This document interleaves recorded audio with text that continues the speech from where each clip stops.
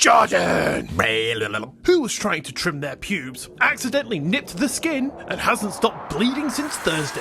Paul McCartney? No! Two guys! What's up?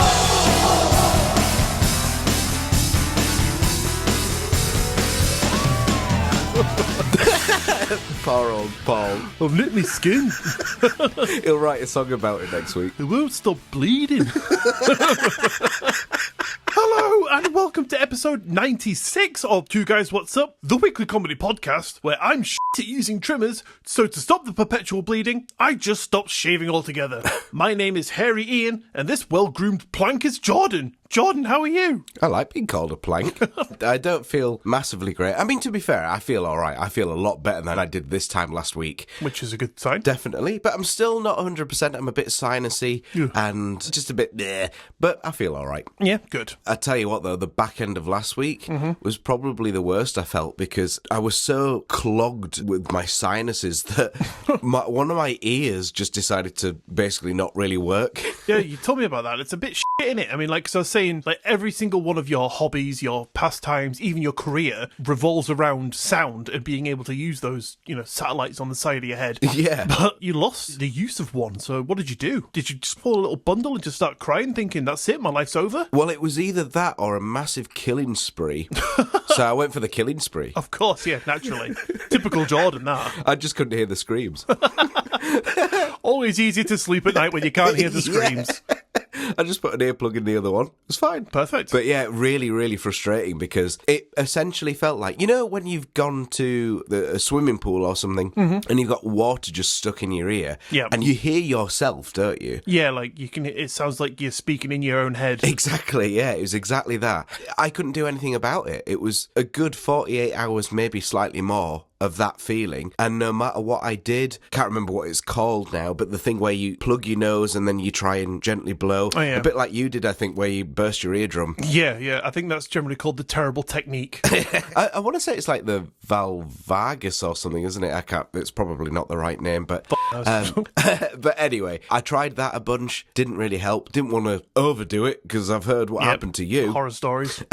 So you definitely saved me in that regard. So I appreciate that. You're welcome. Yes, I didn't really get much relief. And then eventually I rang a local pharmacy just to get a bit of advice. And they said, try these Sudafed decongestion tablets, which I didn't realise it came in tablets. I always thought Sudafed as being a nasal spray. And they were like, try that, no more than 2 or 3 days, and see what happens. And anyway, so I got a packet, I tried it for a day, and the next morning I woke up and it was fine. Nice. So they were like a little miracle in a box. I can imagine you like on the phone to your pharmacy, like you hear the ring, you put it up to your ear. I put it up to the bad ear. Yeah, they're like, hello? Like, yeah, I've just got a little bit of a problem with my ear, I can't hear. They're like, oh, have you tried Sudafed? You're like, what? What? Fucking hell! Other ear, pal. But then I get the nasal spray. It does fuck all. What you should have done is just take that little bit of skin that goes over your ear on the inside, right? That's obviously creating a blockage. There's no airflow. Get a pencil, Q-tip, puncture that, then you'll have a complete airflow right the way through. Well, it's funny, the pharmacy didn't recommend that. I'm not sure why. Your wife could then just, make a little seal around your ear with her mouth and just blow. And then all that congestion will just... She doesn't often blow. Oh, poor you. Only occasionally. Lucky you. I'm talking about the ear thing. Oh, okay. Shit. Wires crossed. What are you on about? Moving on. So, Jordan, what have you got coming up for us today? Well, Iain, in light of me being a little under the weather, I thought I'd present to you a whole bunch of the strangest true reported illnesses. Oh, nice. Things that you can't really believe actually exist in some people, but supposedly do. Okay. And it made me feel a hell of a lot better about myself. Are there any on the list that you thought, maybe I'll take that one out, that you can give us as a little hint? Entice us in? Yeah, I had a couple that I haven't put in the list. I'll share one with you. Please do. So this is... Actually, no, I changed my mind. Let's move on. All right, it's fine. Doesn't bother me. No, go on. Sod you. I've changed it back. Have you? Okay. Sorry, before it happens again. Have you ever heard of the alien hand syndrome? Yes. Have you? I never had. Oddly enough, my wife watches this program on Disney Plus called 911, and it's about, I think it's firefighters who like go to calls and they treat people for like illnesses and. Are you sure that's the firefighter's job? That's what I say to it every single time we watch the damn program. I'm like, why aren't these ambulance people? Yeah. Why aren't they paramedics? They're firefighters. They've put out like one fire in the entire fucking series. Meanwhile, the paramedics are putting out this blaze. Yeah, they're like, can you just help us, please? With a couple of bottles of water. But at the beginning of every episode of that show, it starts out with like a bizarre medical thing, you know, like something will happen, like, oh my god, my husband's eye just blew up or something, like, you know, it'll be like something weird that they've got to like figure out or something. And one of them, I think it was a stage magician, and his hand started going weird and he was like doing horrible stuff and he couldn't stop it. He couldn't stop doing, don't get that image out your head, Jordan. Flipping off all the audience. All right, I thought you were going to go somewhere else with that. That's fine. Yeah, that's what he was doing. We'll go with that. But it wouldn't stop moving, and I think it hit one of the firefighters in the face or something like that. He's like, I didn't do that. It wasn't my fault. And I was like, oh, he's got a bit of alien hand syndrome. And then my wife kind of scowled at me. And then not 5 minutes later, one of the firefighters was like, oh, yeah, he's suffering from a bit of alien hand syndrome. And then my wife was like, what? And she looked at me, she's like, I just thought you were making it up. I thought you were just saying some... Like taking the piss. Yeah, I thought you were saying some stupid, like, alien. Oh, he's got an alien in his hand. Oh, funny. But I was like, no, it's an actual thing. Love it. So actually, you might have heard all of these from 911 from the firefighters come paramedics. My wife hates me watching that with her because usually I'm doing some editing or research or something like that, and my mind will just wander in and out, and I'll hear something and I'll just like start complaining about it. Like, there's a fire right behind that firefighter. Why the hell is he dealing with this guy's headache? You know, and she'll just be like, well, you just shut up. Why is this guy doing the piece to camera now? So yes, you have heard of it, and that is exactly what alien hand syndrome is. Smashing. So more like that to come. I was thinking though, can you imagine like trying to explain that to your doctor? Also, like, what do you do? Yeah, my left hand just keeps sabotaging my life. Sabotaging. And then it slaps him. It'd be a great way to get off the hook. Like, I don't know. Like, what could you what could you do? Oh, there's a multitude of things, Ian, you could do. You walk into the doctor's office and I don't know. I'm trying to think of like a PC example here. I think you're going to struggle. I really am.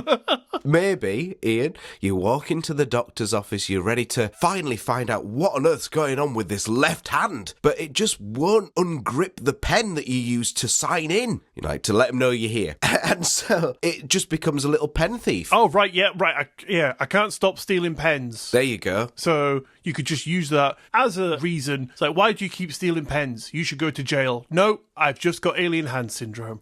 There we are. Thank you very much, Jordan. You helped me find a PG reason. Because my hand just kept going to f***ing constant masturbating. Yeah. You know what? I'm just going to say it, right? You go into the doctor's office. It's like a groping excuse, isn't it? No. I'm not going to agree with that and say, yeah, that's fine. Well, I'm just saying, it's out of their neurological control. Yeah, but under the context we're using it at the moment, you know, I'm saying people could use it as an excuse. Oh, I see, yeah. So, like, you're just constantly, like, having a wank or something at home, and your wife's like, can you just, like, stop for 5 minutes? You're like, alien hand syndrome, love, you know, I can't help it. It's like, do you mind? The Tesco delivery driver is outside. Yeah, he's in the kitchen. He's seen you. He's unloading. I'm unloading. As you are. Like, you've made this really awkward. He's trying to tell us about the substitutions, and you're sat there. Getting ever closer. It was like last week with the mortgage advisor. No repair person will come to our house anymore, Jordan. The house is in shambles. Put your dick away. Alien hand syndrome, love. I can't help it. God. So, well, your legs still f***ing work. You're in control of them. Go to the bathroom. Oh. Don't be in the living room. Don't answer the door with your cock in your hand. Can you imagine? That must be actually really, really difficult. I dare say it must be. Anyway, so that's what I'll be doing. Nice. Not exactly that, but that's the content I will be giving you. I'm very excited. Not as excited as the alien hand syndrome guy. And what on earth have you got for us today? Okay, Jordan. So I just kind of need to preface this episode before I tell you what it is with a little bit of a trigger warning. It is a true story, and unfortunately, there are some crimes of the life-taking variety that do involve some young people. So I will just say, before we go on, proceed with caution. Okay. So do you mind if I just sit out of this one? Yeah, if you want, mate, I'll just talk to myself. I'll just take a little nap. Yeah, it's fine. Absolutely fine. Okay, that is a fair warning. But that being said, Jordan, I have a slight change of pace. I'm not going to be covering some cryptid or an alien encounter, but a creepy, potentially paranormal mystery. It is the story of the Gruber family and the horrible, mysterious events that occurred at their home at the Hinterkaifeck farm. And I will just say that those are the only two foreign names in this story that I can confidently say because there's lots of foreign names. All right. We'll forgive you. Thank you. Mostly. Thank you very much. All right, Ian. Shall we dive straight in? Yeah, why not? The Hinterkaifeck farm was located in an isolated area between the towns of Ingolstadt and Schrobenhausen. in Germany. Thank you very much, Jordan. The farm was remote, like kind of in the middle of nowhere, and this played a significant role in what was to come, as it limited interaction with neighbours and outsiders, and unfortunately delayed the discovery. Now I'm playing the little guessing game here, like thinking, oh, the discovery? What's that? I'm not going to tell you. Not just yet, Jordan. Okay. All right. The family who lived there was Andreas Gruber, 63, his wife, I think this is pronounced Kazilia, but I'm just going to call them Kaz, who was 72, their widowed daughter Victoria Gabriel, 35, and Victoria's two children, little Kaz, who was 7, and Joseph, who was 2. And I am sorry to say, this family were not the most well-liked people in the area. Why is that? Well, Jordan, Andreas Gruber was known to be a harsh and abusive man. There were persistent rumours about an incestuous relationship between Andreas and Victoria, with the father even having spent time in prison for it. God. I know, disgusting, eh? Victoria's husband had died during World War I, but the legitimacy of their son Joseph was always under suspicion. It was rumoured that a man named Lorenz Schlattenbar, thanks Jordan, who was a neighbour and former suitor of Victoria, was in fact the father. Victoria had even pursued a legal suit for child support from him, which added to the already tense relations between these two families. And though the tensions with neighbours can be common, there were no significant warnings that anything violent was imminent. But strange happenings would begin at the farm in the months leading up to the murders. Oh, God, it's happened. Oh, I'm sorry, John. Did I not mention there'd be murders? I think, to be fair, you did. You gave a pretty good warning. Oh, okay. Well, yeah, the little, the one at the top, wasn't there? Shit. I was kind of hoping to keep that really under wraps, so when it came out, it was like, whoa, what? Revelation? Dun-dun-dun. No, I guess there'd be some death. Was that because I specifically said crimes of the life-taking variety? That's normally a good hint. I was hoping that would be so shrouded in mystery, because I didn't come right out and say it. I figured it'd be so vague that, you might just brush over it. So you think something bad's going to happen, but I don't know what exactly is going to happen. But, maybe I ruined it for myself. Big reveal, well done, Ian, pat on the back, you fucking dickhead. Nah, I read between the lines. I'm clever. You're a clever guy. A few months before the murders, strange and unsettling events began to occur. Andreas Gruber told neighbours and friends that he'd found a set of footprints in the snow leading up to the house from the nearby woods. But what was strange, though, was there were no footprints leading away. Andreas searched the farm, but couldn't find the source of them. The incident was dismissed as odd and quickly forgotten about. What do you think about that, Jordan? Doesn't sound good for them so far. At first, I thought maybe the footsteps were seen leading to an area, but then the person just carried on walking and went through the other side and just fucked off. But then the farm was searched and there were no footprints found leading away. How weird is that? F***ing spooks. Good spooky, man. But things escalated from there. The family reported hearing footsteps in the attic. Andreas would search the house and farm repeatedly, only to find nothing. The family's house keys once went missing, and no one could explain why. And then, strangest of all, without warning Jordan, a newspaper showed up at the farm that no one had purchased. Well, that f***ing is it, isn't it? Yeah, I'd be out of there. Like, my keys, can't find them. Footsteps in the attic, that's weird. A newspaper? Yeah. The Daily German Daily? The Daily German Daily. I'm out of here. Terrifying. Not having this. 9. 9 of them? That's even worse. Cheap joke. Terrible. All of these strange occurrences set an unsettling tone on the farm. But, for reasons unknown, the family neglected to report the incident to any authorities. I mean, there's not a lot to really say, is there? I mean, the footsteps, that might be fair enough to look into that. That might be a little bit creepy. Yeah, I'll have a look in your attic. But they might not find anything, as the family didn't. But then when they heard about the newspaper, like, oh, what? The Daily German Daily turned up. Oh no, spooky. So I can maybe see why they wouldn't report it. No, maybe it was just mass advertisement for the Daily German Daily because no one bought such a stupid sounding paper. It's actually like the best source of news from Germany, but they just had an idiot who titled it, and people just thought, I'm not buying that. Yeah, because the Daily German, or German Daily, sounds all right, but put them all together as a bookcase and it sounds stupid. Just a stern reminder that you shouldn't judge a newspaper by its title.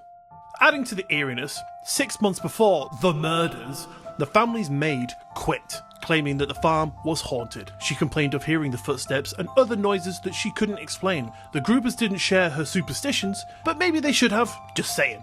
On the day of the murders, the family had just welcomed a new maid to the house, named Maria Jordan. Baumgartner. Thank you very much. Maria's sister escorted her to the farm that evening, staying only briefly, and as she left, she didn't know it at the time, but she would be the last one outside of the killer to see the family alive.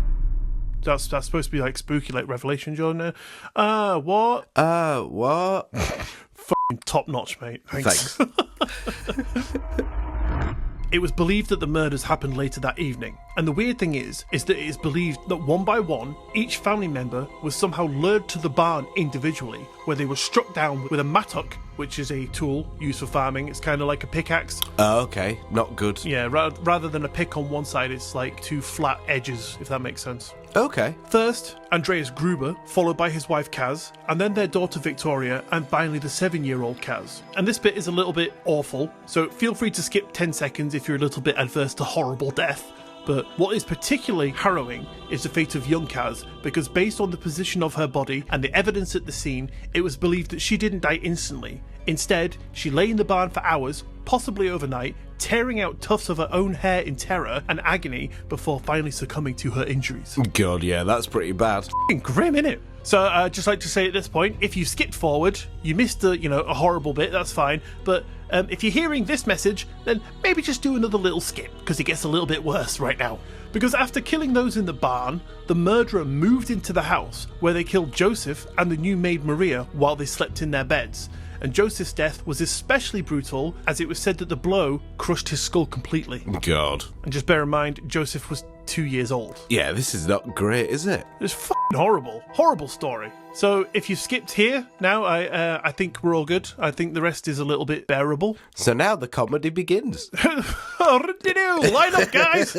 Let's all have a laugh, shall we? So despite the gruesomeness of the crime, it took several days for anyone to realise something was wrong. In the rural isolation of Hinterflantek. What did you just try? Hinterflantek?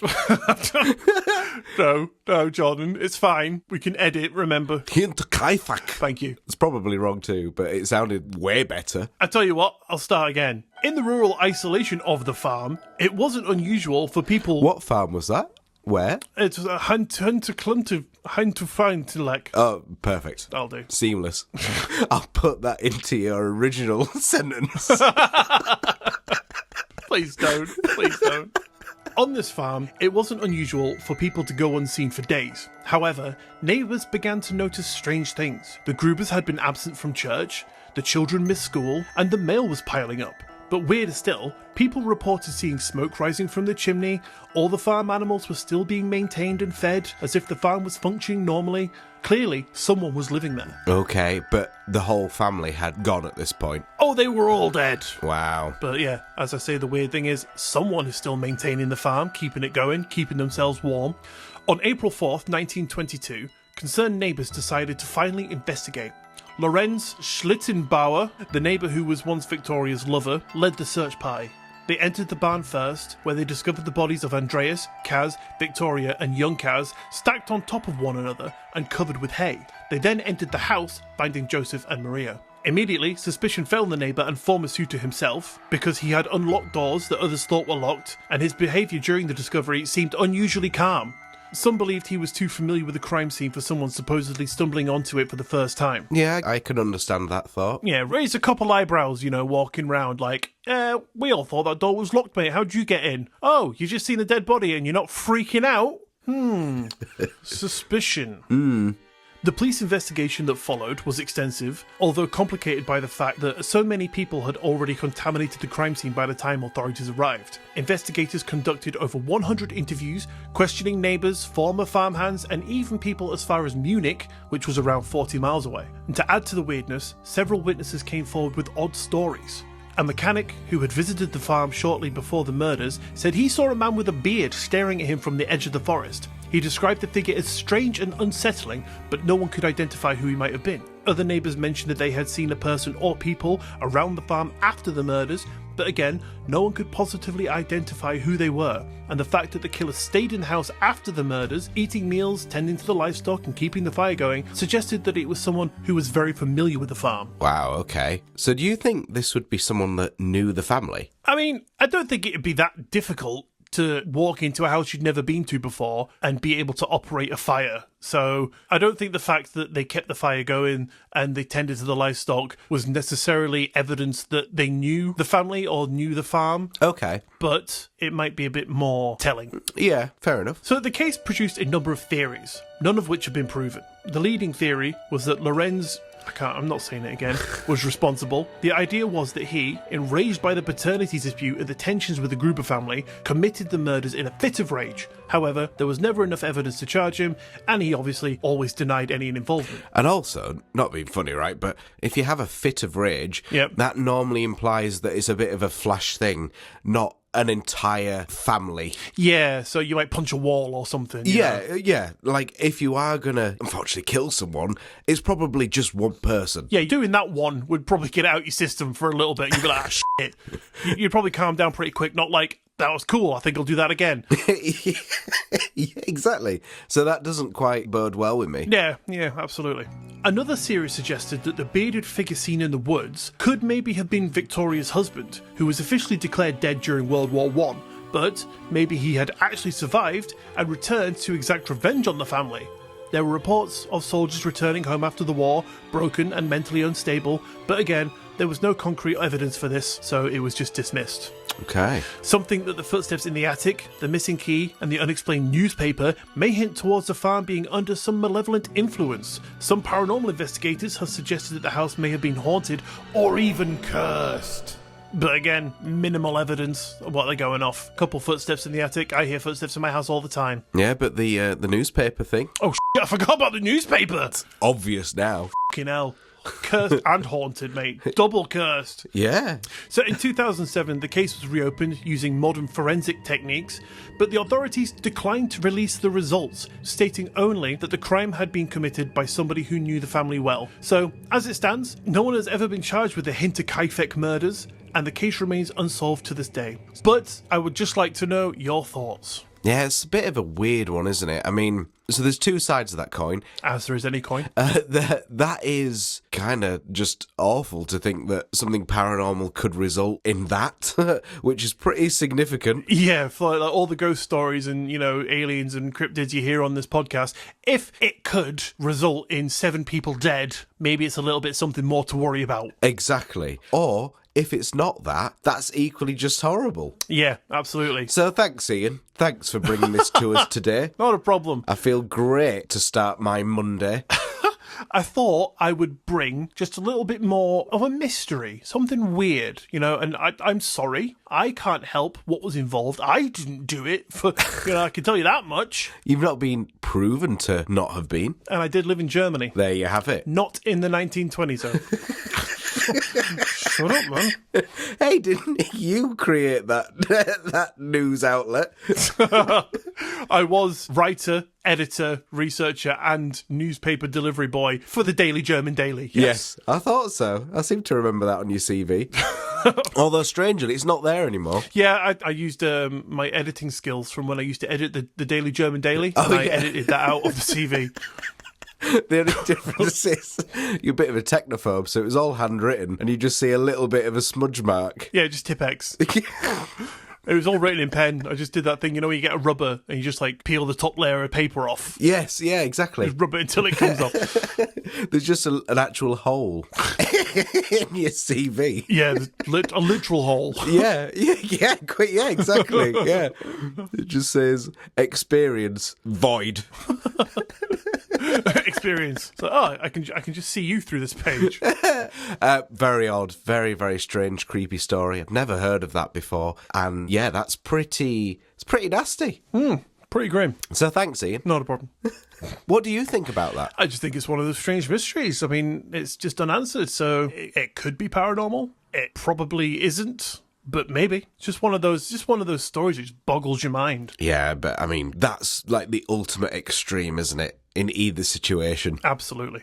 Right, Jordan, so that being said, and all that horribleness out of the way, would you like to use the mental powers of your storytelling to just cleanse our palate, get the horrible taste of death out of our mouth, and just bring us some laughs? All right, Ian. So today we're diving into the world of the kind of most bizarre medical conditions, real illnesses that sound so strange that you think they were made up. But no, Ian, these are all documented cases that people have actually experienced. We're talking conditions that make the aforementioned man flu seem boring.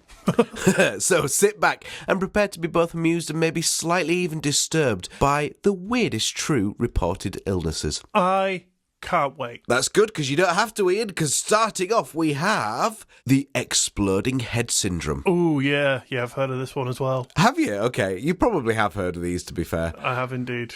Was this also on Series 2, Episode 1 of 911? To be honest, I'm not sure if it was. It probably has been, because they go through all the weird cases. But no, this was actually brought to me by a friend. We were at college together, and he sat me down. He was like, have you ever heard of this? And I was like, no. And he's like, imagine how horrible this would be. And then went into like a 10-minute spiel, just essentially giving me something else to worry about that could potentially happen to me. So I was like, yeah, great, cool, thanks for that. Could have happily gone through my life not knowing about that. Now no longer a friend. We call them an enemy. So I'll try and give you what this is in less than 10 minutes, because just imagine, Ian, you're drifting off to sleep.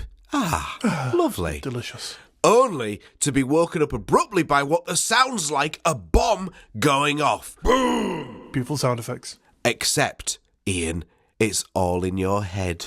Oh, God. And in my case, it actually would have been, because I couldn't hear 2 days ago. What, you sitting up in bed?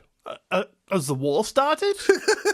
Your wife's like, what? You're like, I got to blow my nose. Sudafed tablets sorted it right out. Yeah. Is that the cure, is it, for exploding head syndrome? Sudafed Maybe tablets. it is, yeah, who knows? People with this condition hear incredibly loud noises, like explosions or some say even gunshots, but there's actually nothing happening. Thankfully, no one's heads are actually exploding, as the name kind of implies. But can you actually imagine trying to, again, explain that to your GP? Yeah, actually, oddly enough, I saw this TikTok video the other day of this woman saying, like, she has all these issues with her, but, like, she goes to the doctor, and because she doesn't know what they're called, like, say, like, she were to go to the GP with exploding head syndrome, right? And then she goes to the doctors, and she's like, I keep hearing these bangs, and it's, I don't know what's going on. And the doctor's just like, it's in your head. Brilliant. Or, you're imagining it, that kind of thing. So you go away, undiagnosed, but then you do a little bit of research, you find out what it's called, you go back to the doctor and you go, I've got exploding head syndrome. And then they go, no, you probably don't. And then they're like, let me just introduce you to this buckled straitjacket. Don't be alarmed. Do not be alarmed. It goes, Step right it's a new fashion. It's a new winter fall collection. But this woman was saying, because we don't know the names of all these illnesses, people are going away being classed as stupid or not knowing what they're talking about and not getting diagnosed because they don't know what it's called. But then you go back with the actual info and then they go, I think you're lying because you've got too much information on this. Like, how the hell do you know what exploding head syndrome is? Get out of my office. Yeah. It does make you wonder, though, doesn't it, how much does go undiagnosed? It really does. It really does. Well, Ian, number 2, we have the foreign accent syndrome, which I think many have heard of, and it's possibly one of the most bizarre neurological conditions out there, because a person who's maybe suffered a stroke or like a head injury, they suddenly start speaking with a completely different accent. Is this also known as xenoglossy? I haven't found that in my research, but possibly. Yeah, that's just, it's like xeno. Is that with an X? Yeah. Still doesn't help me, by the way. Oh, my apologies. So I've just looked it up. Xenoglossy is the supposedly paranormal phenomenon, which is where a person is alleged to speak, write, or understand a foreign language they could not acquire by natural means. Right.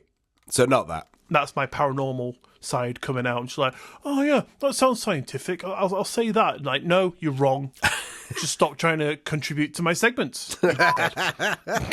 That's an interesting one, though. But no, alas, not that, Ian. Righto.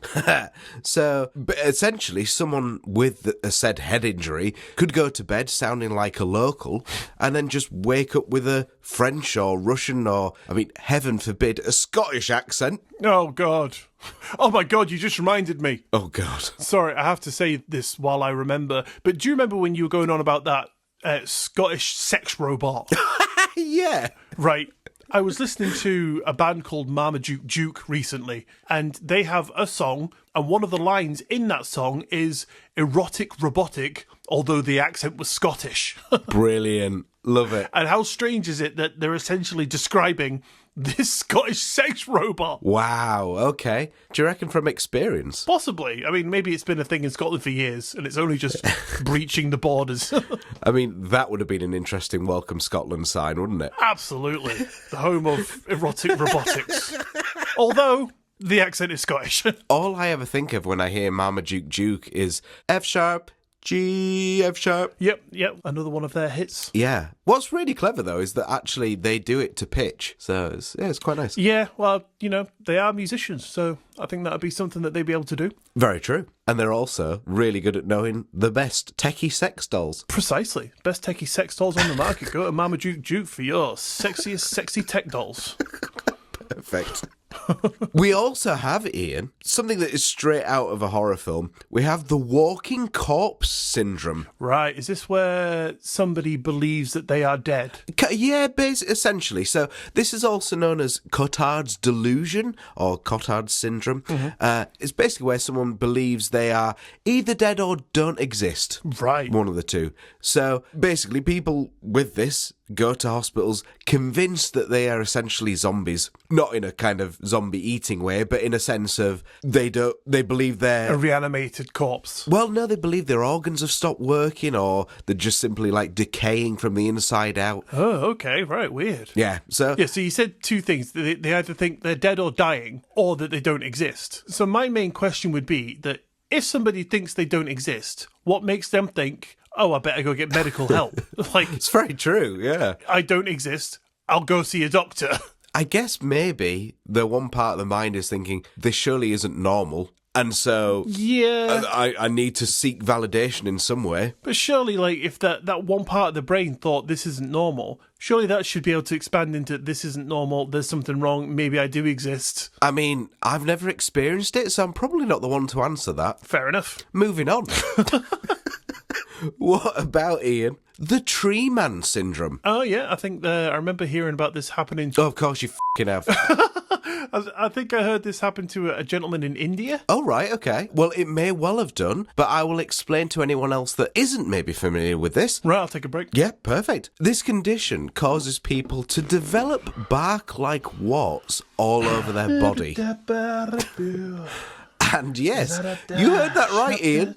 Or maybe you didn't, because you're in your own world. I was taking a break. I thought you were talking to the people at home. Well, I was, but within earshot of you. Well, no, you told me to f*** off. You said, well, I'll talk to the people at home. I said I'll take a break. You were like, cool, bro, I'll have a tea, I think I heard you say. I think you heard wrong. You'll have to listen to this back. Nah, I don't listen to our own podcast. That's not true, and you know it. I was just having a little jam to myself. Okay, sorry. I'm here now. If you want me to listen, that's fine. I mean, that would be appreciated. Just make it known from the get-go is all I'm trying to say. All right. Listen up, Ian. Got it. You Oh, whoa. Sorry. A bit tetchy. I'm still a bit sinusy. I think you're possessed there, pal. Maybe. Talking to me like that. So this condition causes people to develop bark-like warts all over their body, which sounds horrible. And yes, that means warts that look like tree bark. So, over time, these warts can grow so much that they actually resemble branches. Wow. Yeah, so it's apparently not only really painful, but it would also make gardening really awkward. You won't know if you're trimming your wart or a tree. The guy who you're in business with starts cutting you down.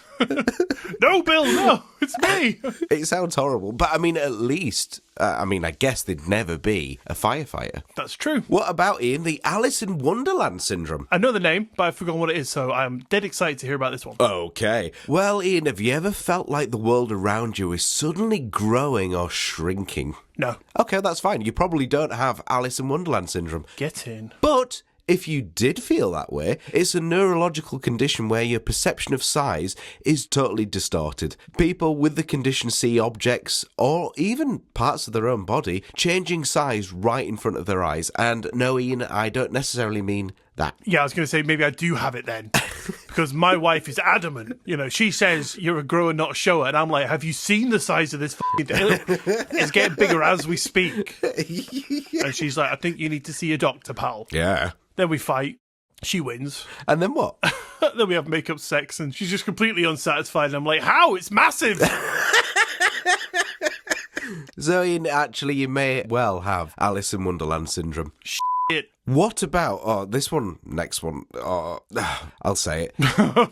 Here's one I think that would make anyone think twice about their hygiene routine. Okay. With fish odour syndrome. Oh.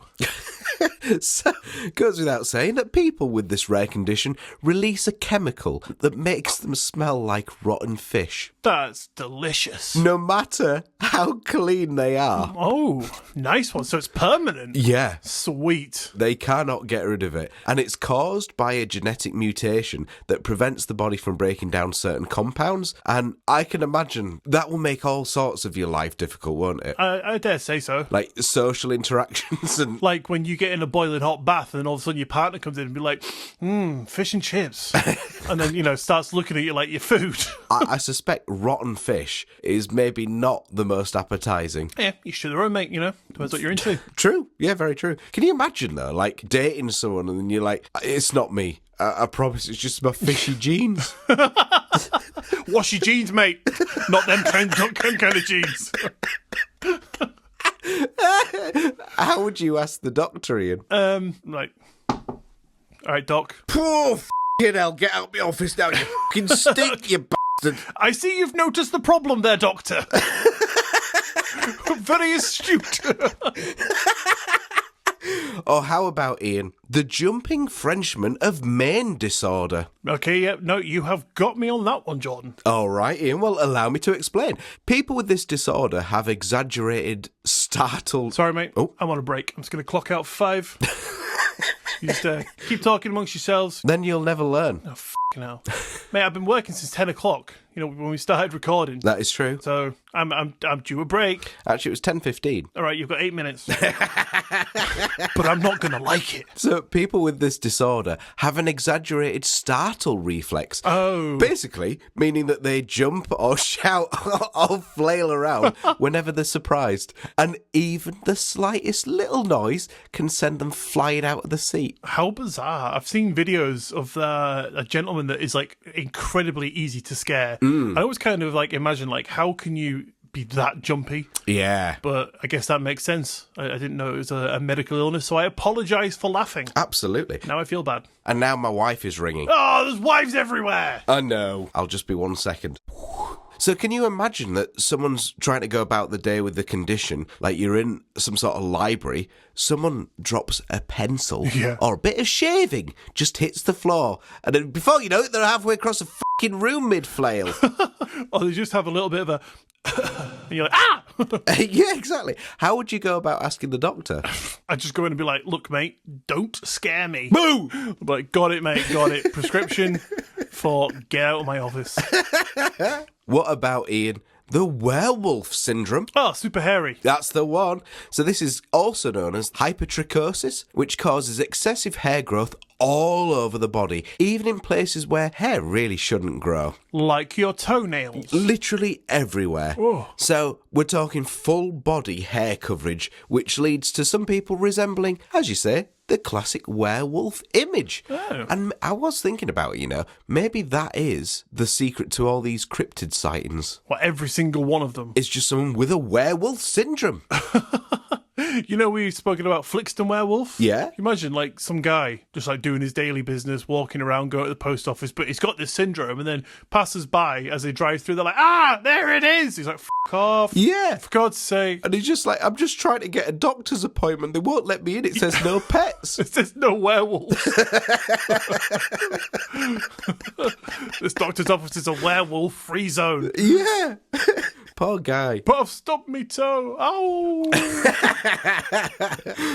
Penultimate one. The stone baby syndrome. Okay. Yeah, so this is a bit of a weird one. It happens when, unfortunately, a fetus passes away during an abdominal pregnancy. And calcifies. Yes, that's the one. So the fetus is outside of the uterus, and instead of being miscarried, it does, as you say, calcify inside the mother's body. And as a result, a quote-unquote stone baby, as they say, can stay in the mother's body for decades. Yeah. Literally decades without causing any harm. Wow. And one woman was found to have been carrying a stone baby for 50 years. Oh, wow. Which is the longest pregnancy technically ever. Yeah. So there you go, Ian. Wow, yeah.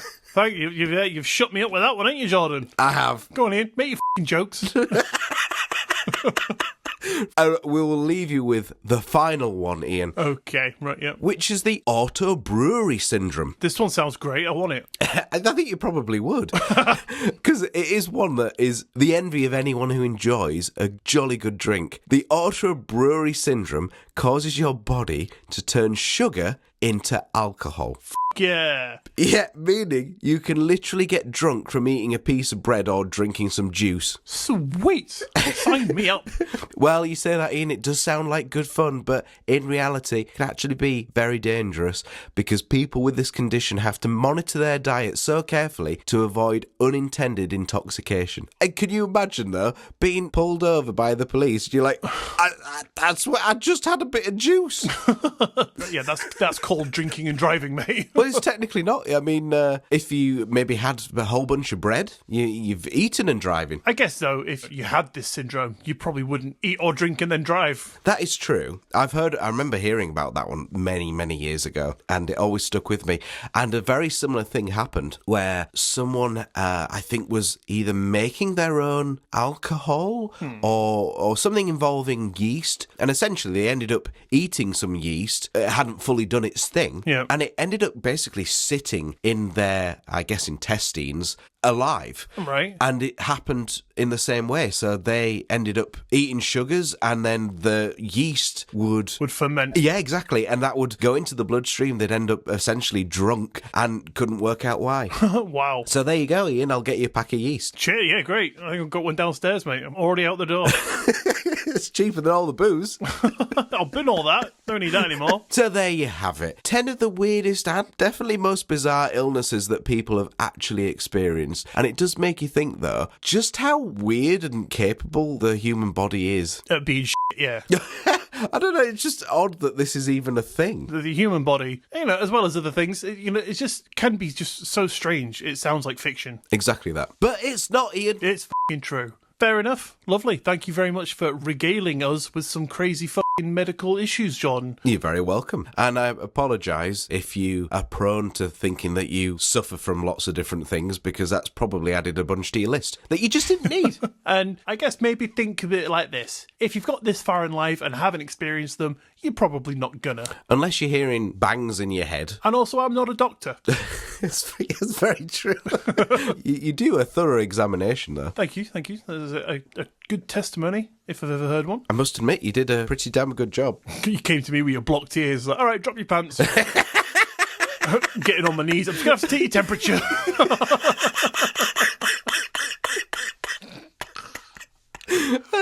Horrible. It was good. cleared me right up. It's not mucus I'm full of. Wrong pipes, but yeah, it cleared them out.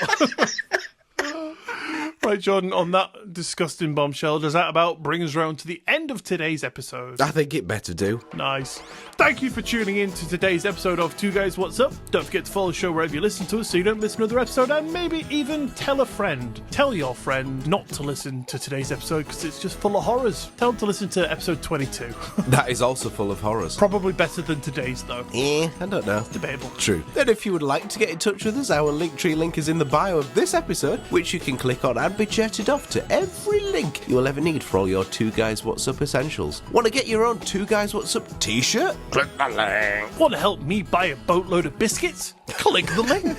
Want to see if you have some of the weirdest illnesses around? Click the link. And when you click that link, you will be taken to Patreon, where you can find all of your Two Guys What's Up extras, including pin badges, shout-outs, t-shirts, and if you really can't get enough of our fantastic tales and biscuity wanting voices, well then now you can get more, because we now release bonus episodes, which come out on the last Friday of every single month. There is currently 16 sitting up there right now. Just wait for you to just go and have a little gobble up of all that audio-y goodness. And all of that is available right now, starting with the bonus episodes for just £3 a month. So if you want to help support the show and get some cool stuff while you do so, head over to patreon.com/Two Guys What's Up to check out all the goodies over there. The link will be down below for your pleasure.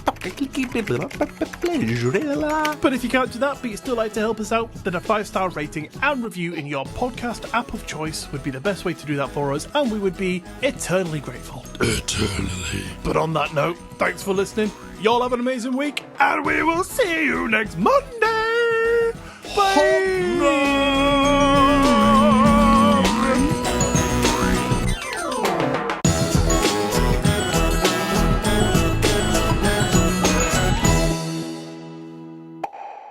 I should use this as the transition. We did that once before, but can I just say that sounded like a fucking racing car? That literally had the change gear, like the and I can guarantee if you put my impression of it over your actual audio clip of it, they will sound identical. I'll pan one left and right, it'll be surround sound. Horrible. Or I'll automate it from left to right, it'll be like it's gushing past you. Like it's drifting round a corner. Yeah, there you go. It took several days for anyone to realise something was wrong. In the rural isolation of Hunterfindlek, it wasn't unusual for people to go unseen for days. Sorry, one second, someone's knocking at my f***ing door now. Knocking at the door, somebody's ringing the bell. Hey, it's all f***ing go today. Anyone else want to interrupt our f***ing recording? Bit early for carol singers, though. Oh, they know that now, mate. Oh, yeah, I'm sure they do. It's been like, I've just been recording a podcast on dead people, and now I've got some hints. Yeah. Want to test it? Yeah. Have you ever heard of the Daily German Daily? Ah, it's him! Yeah.